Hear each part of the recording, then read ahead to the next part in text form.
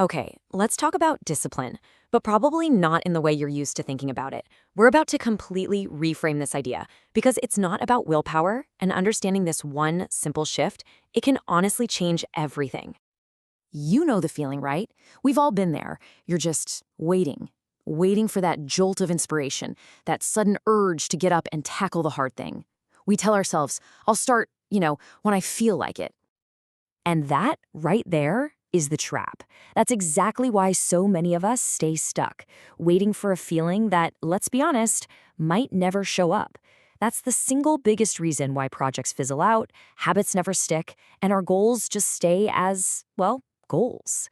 It's pretty much a recipe for stagnation. So here it is, the core idea of this whole explainer. Discipline is not an emotion. It's not like happiness or anger. It's not some magical trait that you either have or you don't. It is a structure you build. It's a process you design. The highest performers out there, they don't have some secret reserve of willpower that you don't. They just get this principle on a deep level. They know our brains crave predictability and structure. If your environment is chaotic, your mind is going to follow suit. So they don't rely on just good intentions. They build reliable routines that pretty much run on autopilot, especially on those days when motivation is nowhere to be found. And this really gets to the heart of it all. The goal isn't to just grit your teeth and try harder.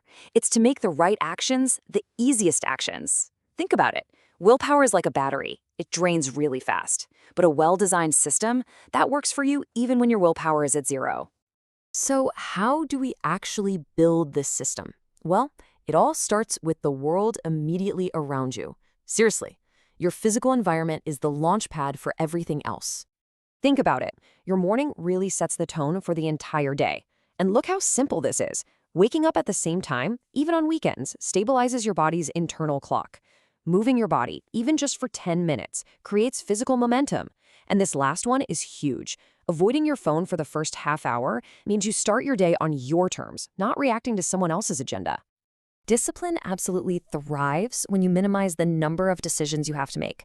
Every tiny choice, what am I going to wear? Should I drink water? Where am I going to work? It all drains a little bit of your mental energy. By making these super simple decisions the night before, you remove that friction. You make it almost effortless to start the day off right. Okay, so we've structured our environment. Now we've got to fuel the system, and that fuel is physical energy, which is probably the most overlooked part of the whole discipline equation. Have you ever sat down to work and just felt this wall? This intense mental resistance? This feeling of, ugh, I just can't do this right now. So often, that's not really a mental problem. It's a physical one. When your body is stagnant, your mind feels like it's wading through mud. You have to get your energy right before you can expect discipline to show up.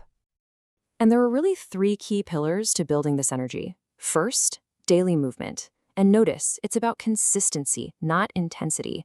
A walk is better than nothing. Second, breathing. It sounds simple, but just 5 minutes of slow, controlled nasal breathing can literally shift your nervous system from stressed out to calm and focused. And third, sleep discipline.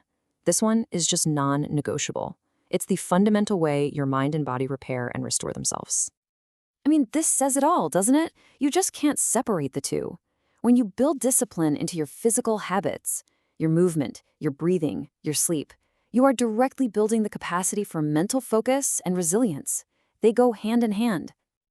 All right, let's shift gears from the physical to the internal. If a chaotic environment creates a chaotic mind, it stands to reason that a structured one can create a calm mind. This is all about using predictability to our advantage. So let's talk about this idea of rhythm. What is it? It's simply creating a predictable flow to your day. Our nervous systems are wired to feel safe when things are predictable.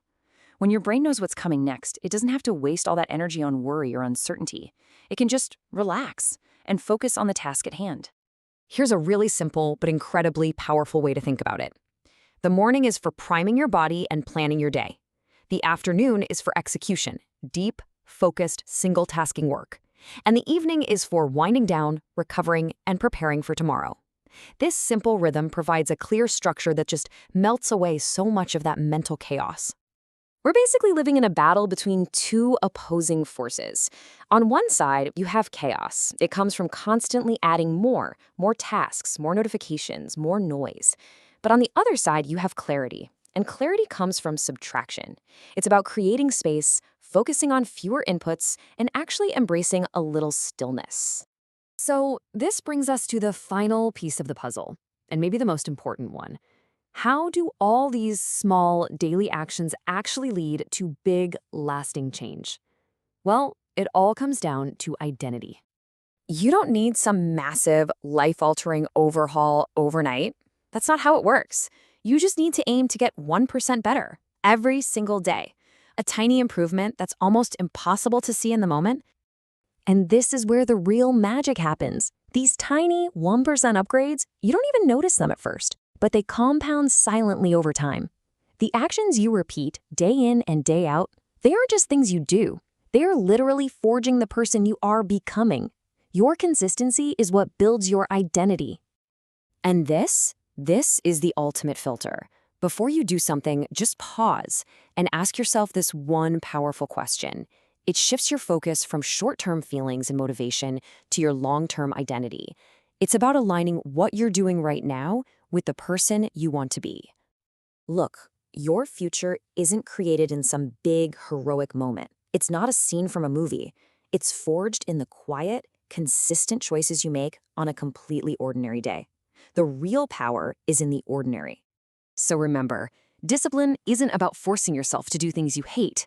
It's about designing a system where doing the right thing becomes the easy thing. The real question isn't, are you motivated today? The real question is, what will you design today?